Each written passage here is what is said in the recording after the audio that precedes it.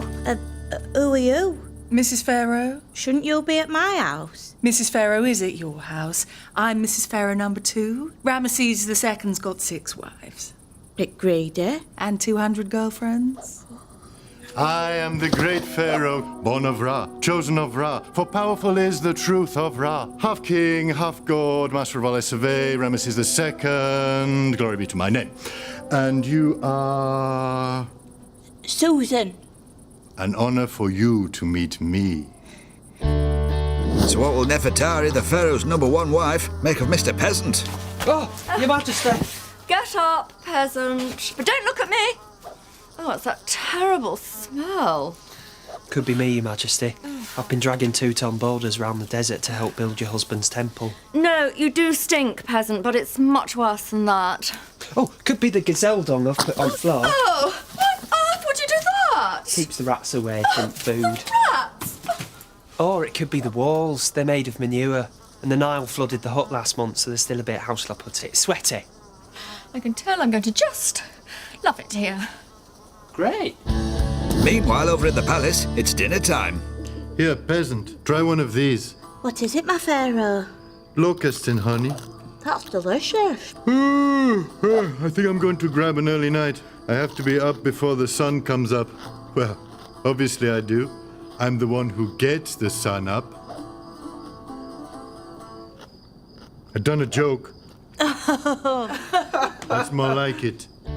You won't believe this. The royal palace has got beds with comfy pillows made of stone and a sort of seat thing that you sit on to go to the toilet. What will they think of next? And it's also dinner time in the peasant hut. Oh! Sorry, Your Majesty. We do get a lot of mosquitoes. That's the downside of living near the Nile. The plus side is that the Nile floods, so the soil here is very fertile. And when it does flood, we farmers get a few months off to go to the desert and drag around 2-ton boulders for the Pharaoh. Ow! Well, at least it gets you away from all these mosquitoes. And nearer the deadly scorpions. Do you not want your onion? Don't look at me! You're not going to believe where I had to sleep. On some straw, on the floor. Yeah, that's right. On the floor with all the gazelle poop. Swear I've got nits. Oh. Look, there's one. I'll have to throw this wig away. The wife swap is at an end, and it's time for the royal couple and the peasant couple to discuss their experiences. I understand you've been helping build my temple, the Ramesseum. What an honor for you. How looks the 19-meter statue of me? Oh, it is magnificent, Pharaoh. Although not as impressive as the real thing. Your work is done, but I have some good news for you. I would like you to build another massive temple alongside for my favorite wife. Oh, Rami, baby, that's so sweet. Oh, you want one too, do you? Don't book any holidays. We did actually discuss this, Rami. Did we? I don't remember. Well, you had a lot of palm wine to drink. Well, you don't speak up. Do you think we can get up now, love? I wouldn't risk it. No. Queen Nefertari suffered from alopecia, so she wore a wig. Expensive Egyptian wigs were made of 120,000 human hairs held in place by beeswax. Is that a wig, Your Majesty? Oh, mind your own beeswax.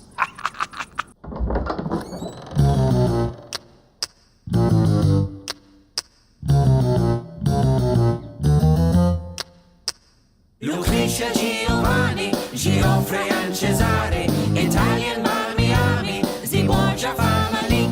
Our daddy was Rodrigo. I had a monstrous ego. When he makes trouble, we go, the Borgia family. Our tale begins Renaissance Spain, its leaders for a shower. And I ran out of patience, so began my quest for power. I splashed my cash to all the papal cardinals in hope that they'd be bought. They were, in short, and I became the Pope. More power than I ought to. Blood thicker than water. Appoint my sons and daughter to run a dynasty.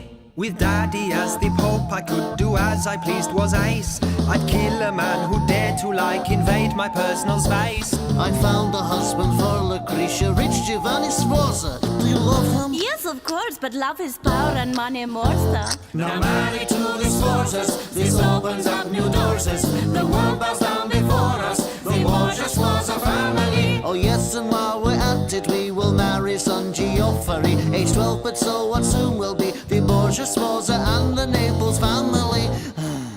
When the Sforza family eventually bores you, we'll just annul the marriage if he refuses to divorce you. Don't I get to say? Don't fret, for you another man I'll get, Alfonso of Aragon. I like him. This could go on and on. You like him? I've gone off him. His pretty face makes me wince. You killed him. Yeah, I'm the model for Machiavelli's prince. People from the different bits of ancient Greece were very different from each other. The Greeks from Athens and Sparta really were like chalk and cheese. This is the Athenian family of Athens. Hi, I'm a playwright. And they're doing a wife swap with the Spartan family of Sparta. I'm a warrior! So how will these two very different Greek cultures get on?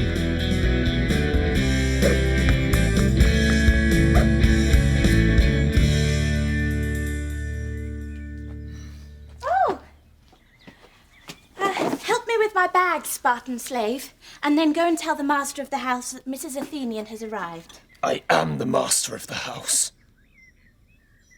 Oh, I'm sorry.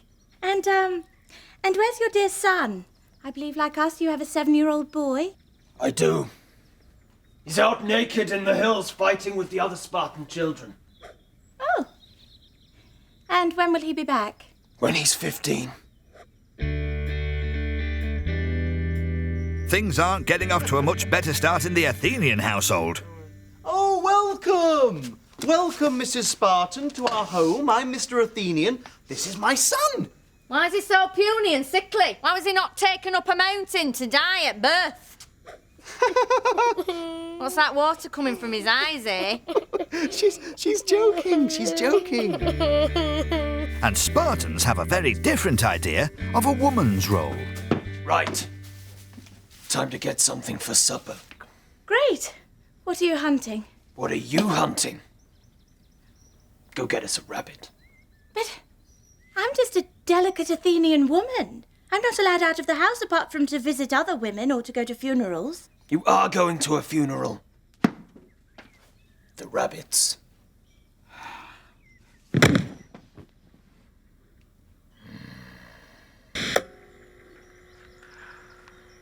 These Spartans are unbelievable. You're at school, Spartan girls learn how to wrestle and throw javelins. Imagine that! A girl going to school. They should be at home, learning how to sew. So, Mr. Athenian, are any parts in your plays for a strong woman? Oh, yes, yes. Right, then I should play it. Oh, no. You're a woman. All female parts are played by men. All right, well, I'll come and watch it then. Oh, don't be silly. You're not allowed. You're a woman. Ah!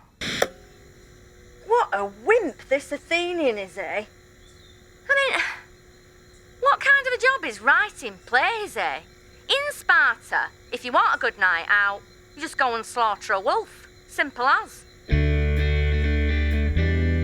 It's time for the Spartans and the Athenians to settle their differences. Look what you did to my wife. It's not my fault she fainted. She should be tough like my woman. She's no woman. I'm no slave like Athenian women. You uncivilized Spartan brutes. You lardy-dar Athenian sissies. Right, that's about as much as I can take, okay? All right? Now, there's only one thing for it. Agreed! A fight to the death! No, I was actually thinking of a vote to see whose way of life is best. Okay. I vote Spartan. I vote Spartan. I vote Athenian. I don't get a vote. I'm only a woman. I make that 2-1. To Sparta! Run, Jean!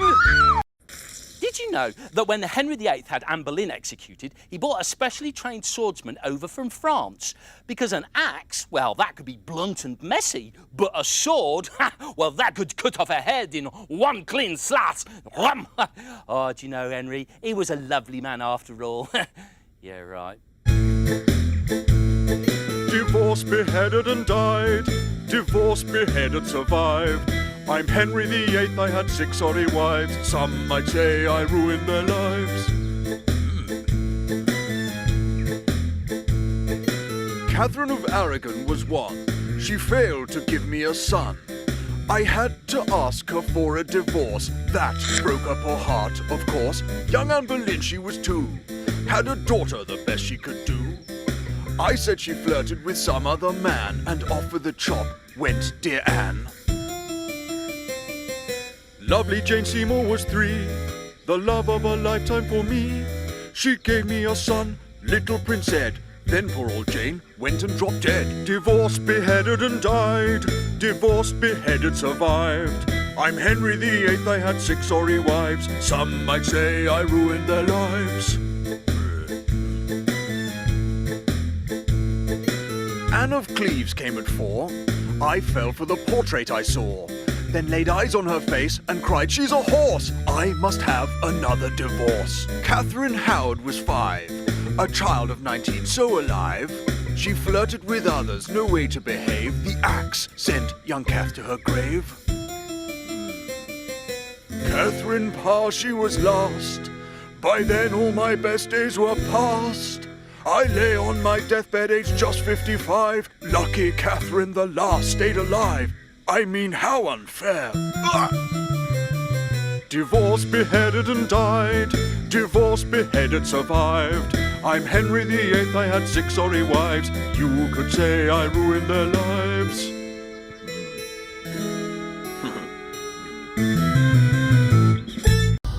Richard III was a mean old murderous monster. Or was he? I was sure that you'd love me. To that hope I did cling. 'Cause I'm Richard III, and everybody loves a king. Thought I did a good job, why do you disagree? There's a lot of people spreading nasty rumors about me. Every word is a lie, so I'm singing this song. 'Cause the history books have been telling it wrong. Never had a limp, always walked my full height. Never had a hump and my arm was all right. Never took the crown with illegal power. Never killed my nephews, the princes in the tower. Tudor propaganda, it's all absurd. Time to tell the truth about King Richard III. My brother Edward died. His kids too young to rule. So I took the throne. Why not? I'm nobody's fool. Thomas More wrote a history, said I murdered Edward's boys. Shakespeare said their death was an evil ploy. But I say those two are historical vandals. They've ruined my image. I mean, what a scandal. Never bumped off those harmless young heirs. Never buried them under the Tower of London stairs. Never poisoned my wife, bumped off her daddy. This is me, sweet Richard. Do I look like a baddie? Never was two-faced, sure you'll agree. I was misunderstood, King Richard III. Can you imagine it? I'm the last Plantagenet, beaten by Henry in the Wars of the Roses. The Tudor dynasty didn't care that much for me. Now I'm painted as a baddie, that's why one supposes.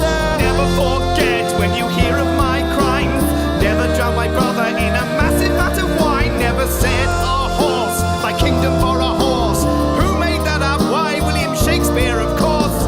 Now my tale is told, you won't hear a bad word